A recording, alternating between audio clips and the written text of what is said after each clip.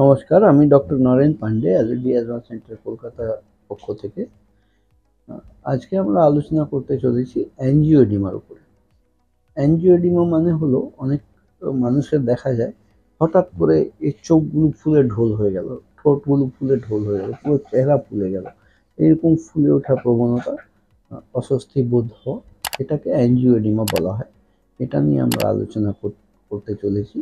আপনারা যারা নতুন দর্শক এসেছেন ওনাদের আমি অনুরোধ করব লাইক, সাবস্ক্রাইব, কমেন্ট, শেয়ার করে যেতে। আর পূর্ণ দর্শক যারা লাইক, সাবস্ক্রাইব, কমেন্ট, শেয়ার করছেন ওনাদের অনেক অনেক ধন্যবাদ।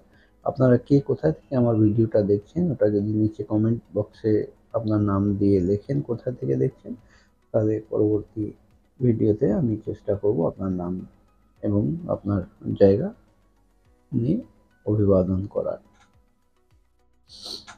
পূর্ণ বন্ধু যারা এখনো সাবস্ক্রাইব করেননি ওনাদের অনুরোধ করব একটা সাবস্ক্রাইব অল বাটন টিপলে প্রথমেই আমার ভিডিওগুলো সমস্ত আপনি পাবেন। এই যে অ্যাঞ্জিওএডিমা হয়, প্রচুর মানুষের এরকম অ্যাঞ্জিওএডিমার প্রবণতা থাকে। এটাকে এইচএই, হেরিডিটারি অ্যাঞ্জিওএডিমা বলা হয়। বেসিক্যালি এটা জেনেটিক ফ্যাক্টর থেকে আসে। জেনেটিক ফ্যাক্টর থেকে আসে প্রশ্ন উঠলে প্রচুর মানুষ বলেন, না আমার ফ্যামিলিতে কারোর নেই, আমার বাবা মা কারোর ফ্যামিলিতে কোথাও কিছু নেই। জেনেটিক প্রিডিসপোজিশন এর মানে এটা নয় যে প্রত্যেকটা জেনারেশনে প্রমিনেন্ট হবে। হয়তো সাইলেন্ট থাকতে পারে দু চারটা জেনারেশন আগে ছিল সেটা জানা নেই, কিন্তু দু চারটা জেনারেশনের পরে একটা মিউটেশন আপনার ক্ষেত্রে হয়তো প্রমিনেন্ট হয়ে পড়েছে, তাহলে সেই পরিস্থিতিতে হেরিডিটারি অ্যাঞ্জিওএডিমা হয়। এবার অ্যাঞ্জিওএডিমা হওয়ার পেছনে ফেনোমেনন হচ্ছে অ্যালার্জিক ট্রিগার আর অ্যালার্জিক ফ্যাক্টর। এই ট্রিটমেন্ট করতে গেলেও ব্রডলি আমাদের হাই ডোজ অফ অ্যান্টিহিস্টামিন বা স্টেরয়েডস ইউজ করতে হয়। তাহলে এই 2-3-4 দিন এই ওষুধ নিলে আস্তে আস্তে এই ফোলা ভাবটা কমে আসে।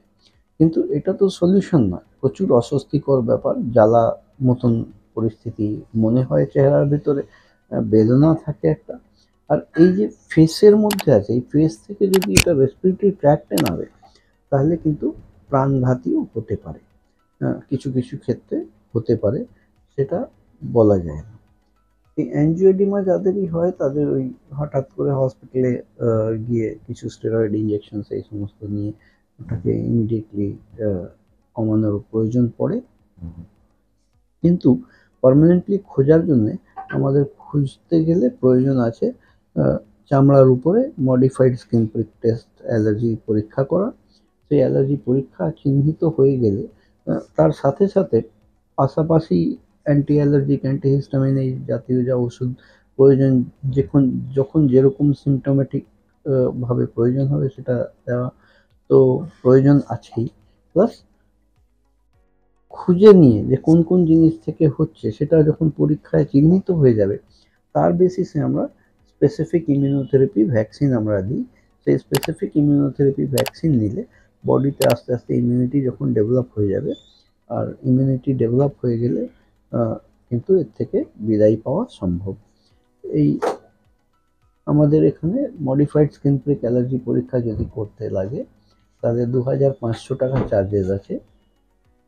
যে ভ্যাকসিনের কথা আমি বলছি সেই ভ্যাকসিনটা 1 বছরের কোর্স, মুখে খাওয়া ওরাল ড্রপ, ইঞ্জেকশন নয়।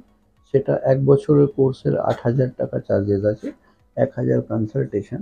তার পাশাপাশি যদি অন্যান্য কিছু পরীক্ষা নিরীক্ষা লাগে তাহলে 1000-1200 টাকার মধ্যে হয়ে যায়। তো এই পরিষেবা নেওয়ার জন্য আপনাদের এই স্ক্রিনে যে ডান দিকে নিচে নম্বর দেওয়া আছে 7278034776, এই নম্বরে কল করে আপনারা অ্যাপয়েন্টমেন্ট নিতে পারেন, বা আরও কিছু জানার যদি থাকে জিজ্ঞাসা তাহলে এখানে করতে পারেন। আর কলকাতায় আমি শিয়ালদা স্টেশনের পাশে মৌলালি মাজারের পাশ দিয়ে যে রাস্তা বেরোয় বাঁদিকে প্রবেশ করে একটা বাড়ি ছেড়ে দ্বিতীয় বাড়িতে আমি অবস্থিত। আপনারা 7278034776-এ অ্যাপয়েন্টমেন্ট নিয়ে পরিষেবা পেতে পারেন। আজকের মতন এখানেই শেষ করলাম। নমস্কার, আমি doctor Naren Pandey, allergy advance সেন্টারের পক্ষ